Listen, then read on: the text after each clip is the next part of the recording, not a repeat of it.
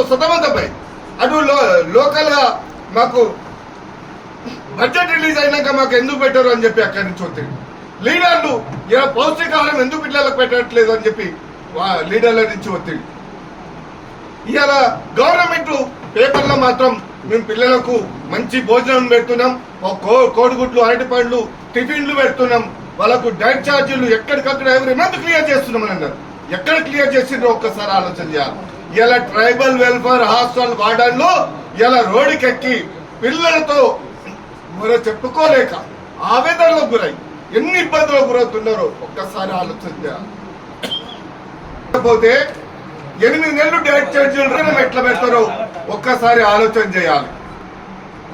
ఇవాళ నెల జీతం రాకపోతేనే పిల్లలకు ఫీజు కట్టలేరు, ఇంట్లో కుటుంబం పోషించలేకపోతారు, ఇంట్లో పనిచేసే వాళ్లకు జీతాలు ఇవ్వలేకపోతారే.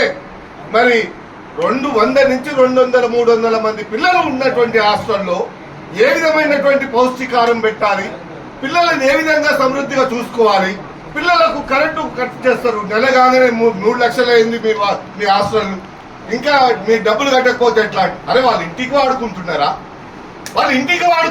అని చెప్పి రాష్ట్ర ప్రభుత్వాన్ని నేను డిమాండ్ చేస్తున్నా. రాష్ట్ర ప్రభుత్వ కాలేజీ హాస్టళ్లకు కూడా మీరు కరెంటు బిల్లులు సమయమైన టైంకు చెల్లించలేకపోతే ఏ విధంగా సఫర్ అవుతున్నారో ఇలా ట్రైబల్ హాస్టల్ వార్డన్లను చూసి మనం చూసుకోవాల్సిన బాధ్యత ఉంది.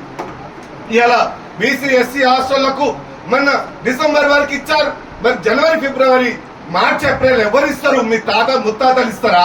అంటే అవి కూడా ఇంకా పెండింగ్ పెడతారా?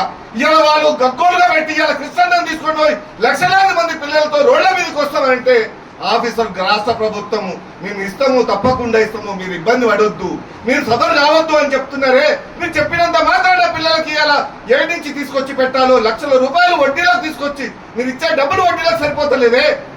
అంటే హాస్టల్ యొక్క స్థితిగతులు ఏ విధంగా తారుమారైతున్నాయో ఒక్కసారి ఆలోచన చేయాలి.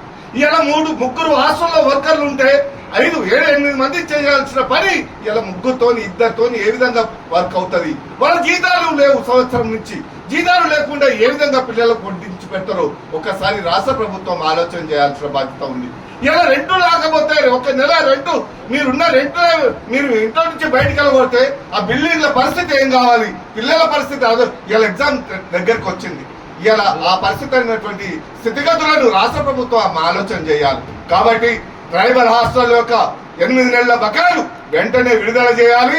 అదేవిధంగా ఎస్సీ బీసీ హాస్టల్ యొక్క 4 నెలల డైట్ ఛార్జీలను వెంటనే విడుదల చేయకపోతే ఈ 2 రోజుల డెడ్ లైన్ ఇస్తున్నాం.